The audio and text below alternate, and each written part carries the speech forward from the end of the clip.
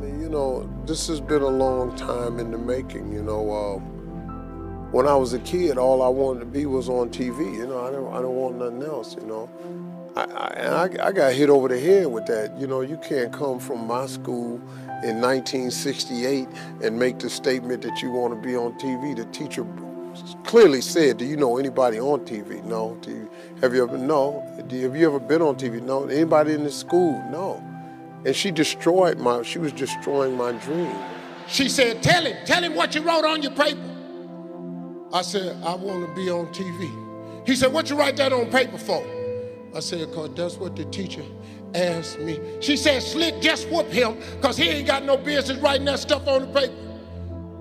He said, what you put on the paper, boy? I said, I want to be on TV. He said, well, what's wrong with that? But my father told me to just keep the faith, keep believing in that. He said, well, Bill, this boy can be on TV if he wants to. No, he can't, Slick. He got to write what that teacher said put on paper. He said, boy, go on in your room. I'm coming in there. I said, okay, well, I'm getting that whooping anyway. So he came in the room. I started unbuttoning my pants. He said, hold on, boy. He said, what she wants you to write on that paper? I said, like a policeman or something. He said, well, take a piece of paper out, put that on paper. He said, now take that piece of paper, I won't be on TV, and put it in your top drawer. Take that down there and give it to that dream-killing heifer. And what I want you to do is every morning before you go to school, I want you to read that paper. And every night before you go to bed, I want you to read that paper. A lot of missteps, man. Flunking out of college, you know, getting fired from some pretty cool jobs, and then, you know, becoming homeless, you know, breaking off into stand-up at 27, becoming homeless for 3 years, you know, living in a car, driving up and down the road, you know, trying to make it, all with this notion that one day I was gonna have the Steve Harvey show. It was a notion, it was just a, you know, and I just couldn't understand why it couldn't be. You got to be tough, because the road to success is always under construction. It's never a clear path to success. The people who become successful are the people who have a relentless attitude. And you just got to hang in there through the bad breaks, because the bad breaks is coming, but they usually come right before the big break is about to happen. You get a series of bad breaks and it stumbles up a lot of people. My life and my success is to say to anyone, you can stumble, you can fall, you can get back up again. That God is forgiving. That no matter what you've done, He is forgiving. So I just kept the faith about it, man, and I attribute that to a lot of faith. My mother was a praying person.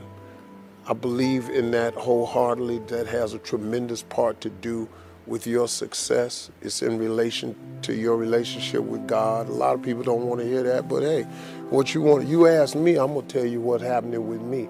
I can't be ashamed of that because you ain't really feeling it. Well, that's you.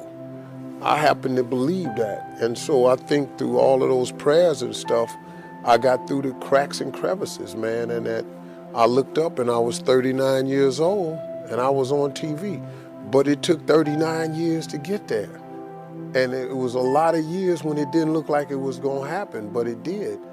And I'm here now, and now this is a daytime show that bears that name, the Steve Harvey Show. I mean, you can't tell me it doesn't work, because I'm living proof. I mean, look at this stuff. This is for me. That's crazy. If you don't see the blessing in that and the miracle at the same time, because the odds of you really getting here is very, very slim. So I have to believe that prayer had a big part in it. Listen, man, no matter what you've done, you have the right to be forgiven. I don't let nobody hold me to the mistakes I made. Look, man, once God forgive me, I'm through with you. You can feel how you want to feel about me, but you can't drive your car looking in the rearview mirror. See, you got to get your eyes off the past and look at where you're going. And when you're going through these funky situations where you ain't quite right and you know you ain't quite right, That's cool, because God know you ain't right either.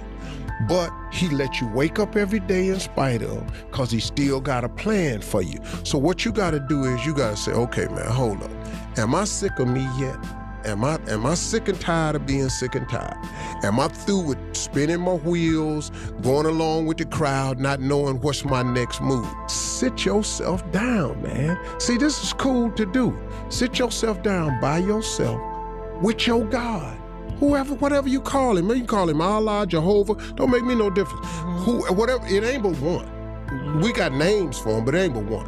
When you sit down with whoever that is, talk to him and say, hey, look, I need some help here because I'm making a bunch of mistakes.